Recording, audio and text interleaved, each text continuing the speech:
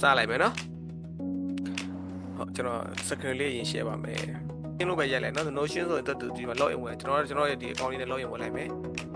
ဒီမှာပေါ့နော် NU လေးပေါ့နော်ဒီ private page ဆိုရင်လည်း NU လေးပေါ်တယ်နော် NU လေးကျွန်တော်နှိပ်လိုက်မယ် bachelor လို့ခေါ်တယ်အဆောင်လေးဒီလိုအဆောင်လေးနော်ဒီဒါဆိုလည်းကျွန်တော်ရေးတောက်ပြီးရင်ဆိုလို့ချစ်လိုက်ပေါ့ဒါမျိုးဆိုတူလေးလုပ်ရတယ်ပါရီကျွန်တော်ကိုဆွဲကဒီတစ်ဖက်ဟို gas speaker ကျွန်တော်တို့ဟိုကိုဆွဲရက်က26ရက်ကြီးနော်26ရက်နေမှာကျွန်တော်8နာရီမှာကျွန်တော်တို့ဟိုကိုဆွဲရက်နေပြီးတော့ကျွန်တော်တို့ဒီဟိုပဲပေါ့အဲ့တော့အမှုတူရဝမ်းသာပါတယ်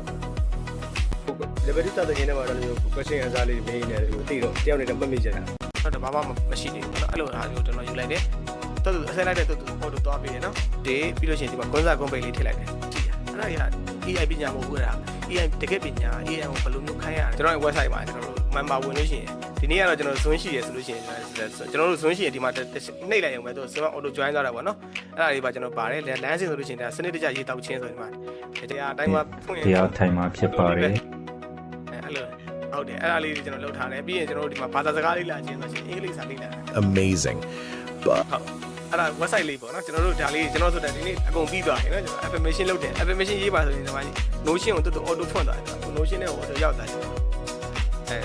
notion နဲ့ auto ရောက်သွားပါတယ်လေ့ကျင့်ခန်းလုပ်တာကျွန်တော်လေ့ကျင့်ခန်းလုပ်တဲ့သူတို့ live ဖတ်တဲ့ဒီလုံးပေါ့နော်ဒါနိုင်ဘက်လေ့ကျင့်ခန်းလုပ်တာ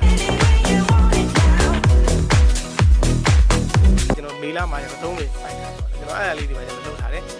ဒီမှာဆိုလို့ရှိရင်လည်း website ရဲ့အသုံးပြုပုံပြီးလို့ရှိရင်ကျွန်တော်တစ်ပတ်ကိုတစ်ခါကျွန်တော်မေးခွန်းလေးတွေမေးခွန်းပေးထားတယ်တယောက်ကိုမေးခွန်းတစ်ခုမေးလို့ရတယ်။အဲ့တော့ပဲရပဲအဓိကလည်းဆိုတော့အဲ့ဒီ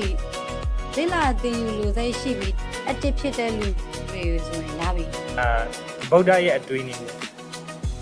ကောက်ဖို့အတွက်ဖြစ်လာတယ်လို့ပဲကျွန်တော်ပြန်တွေးတယ်။နဲဖုန်းတစ်လုံးနဲ့လည်းလုပ်လို့ရတယ်။စကေးတစ်ခုပဲရှိအောင်လည်းလုပ်လို့ရတယ်ပေါ့နော်။ habit လေးတစ်ခုအသေးသေးလေးကနေပြီးစပြီးတော့ကျွန်တော်တေးသေးလေးကနေပြီး consistent ရှိလုပ်သွားတာကကျွန်တော်ဘဝကိုပြောင်းစီတယ်ဆိုတော့သူ့ကိုမှားခြင်းတယ်ပေါ့။ပတ်ဆက်မရှိလို့ဟိုကမရှိလို့ဒီကမရှိလို့အကြောင်းပြနေမယ်စလိုက်စဖို့ပဲလိုတယ်ပေါ့နော်။